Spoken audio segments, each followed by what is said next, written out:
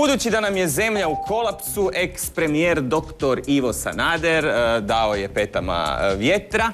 Njegov šokantni potez uzrokovao je poplavu teorija, jer dr. Ivo ljudima koji su glasali za njega uopće nije objasnio zašto nas je ostavio na cjedilu u trenucima najveće krize. A dugovi nam Ovako. Da. Priča se da je nekome stao na žulj, možda čak jednom gospodinu koji mu je nedavno i prorekao političko samoubojstvo dok su ga hapsili.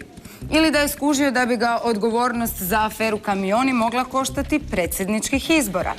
Na dijelu je očito jako dobar spin ili ko zna što. Što ćemo sada mi jadni Hrvati, ovako izgubljeni kao guske u magli, pitaju se svi, pa i mi. Očajni i tužni, za pomoć smo se obratili vidovitom Milanu, koji kad vas boli kičma preporuča da kupite CD, zamisli, discipline kičme. Tako je. Iako je Sanaderovo političko djelovanje obilovalo aferama i provizijama umjesto provođenjem reformi, ljudi su mu i dalje vjerovali. Pa zašto ne bismo kao diplomirani naivci vjerovali i vidovitom Milanu? Pa ako vjerujete Sanaderu, ako ste mu vjerovali, sada fino popušite sve što je rekao vidoviti Milan. Popušite. Doktor Raif će ubiti grom nježno ko rukom.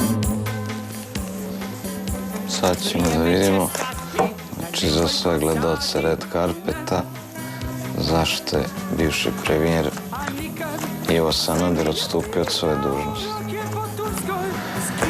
Evo ovako, ovdje tarot pokazuje dva razloga. Prvi razlog je zato što je izgubio partiju golfa s Tiger Woodsom i opklada je bila ko izgubi da se povlači sa svoje funkcije. Da je izgubio Tiger Woods, on bi se povukao, ovako se gospodin Sanader povukao i on se sprema za revanš do godina. Što se tiče drugog razloga, to je smrt pop pevača Michaela Jacksona i pošto od njegovo srce nije moglo da izdrži, gospodin premijer više ne može da radi zato što je u tugi za Michael Jackson. Vi dovodite dvije stvari koje su potpuno nedovodive jedna u drugu sa svezom. U svezu ne mogu se dovesti u svezu. Doktor Raif će ubiti grom nježno ko rukom. Šta tarot kaže, šta će dalje raditi gospodin Sanader i čime će se baviti? Dalje će raditi on kao vozač, znači učestvovat će u trkama kamiona, svetsko prvenstvo koje počinje u januaru i on je već počeo da se priprema, užima časove, tako da će to biti buduće njegovo zanimanje, tako kaže tarot.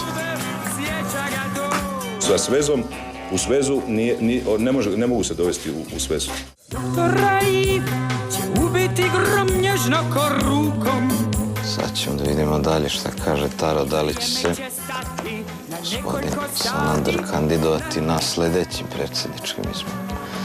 Evo je ovdje karta, tarot pokazuje, znači da hoće, sprema se za revanš sa Tiger Woodsom i evo ga ovdje turnir u prirodi, on će pobediti i kandidovat će se opet on na sljedećim izborima.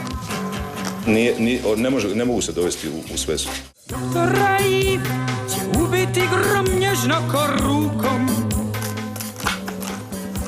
I vrijeme će stati na nekoliko sati. Sad ćemo da vidimo šta kaže tarot, kako će izgledati hrvatska politika sljedeće godine. Pa evo, ovdje tarot pokazuje da će dva čovjeka voditi Hrvatsku sljedeće godine, znači gospodin Sanader koji će se kandidovati i njegov prijatelj Tiger Woods koji će uzeti hrvatsko državljanstvo i bit će u parlamentu. Eto, to je to. Pozdrav za sve gledalce Red Carpeta. Doviđenja i hvala vam svima na suradnji. Ja sam vidio doktora Ivu legendu tu, pokretotvorca voćara tu, HDZ-ovca, tada sam ja vidio Ivu prvi put.